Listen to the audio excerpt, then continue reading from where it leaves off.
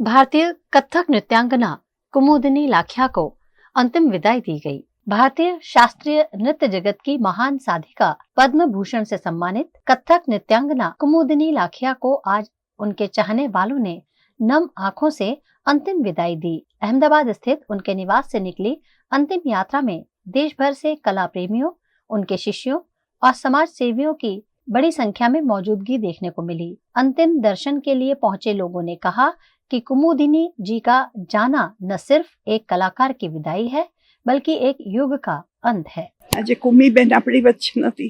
હું લગભગ 8-10 વર્ષની હોઈશ ને કુમીબેન અમદાવાદમાં રજનીભાઈને પરણીને આવેલા અને એમણે કથકના ક્લાસ શરૂ કર્યા હતા અને મારા ફાધર એ થિયેટર ડિરેક્ટર જશવંત ઠાકર એમણે મને કુમીબેનના ક્લાસમાં કથક શીખવા મૂકી હતી। બહુ વર્ષો સુધી એમની પાસે હું અને અમારા જેવા બીજા કેટલાય કથક શીખ્યા। એમણે એટલું બધું કામ કર્યું છે અને ગુજરાતમાં કથકને ઇન્ટ્રોડ્યુસ કરનારા એ પહેલી વ્યક્તિ હતા। બાકી ગુજરાતને એટલી કથકના ફોર્મ વિશે ખબર નહોતી। જેમ મૃણાલિની બેને ભારતનાટ્યમનું ફોર્મ ઇન્ટ્રોડ્યુસ કર્યું એમ કુમીબેન કથક લઈને આવેલા। उनकी सारी जिंदगी एक सेलिब्रेशन है।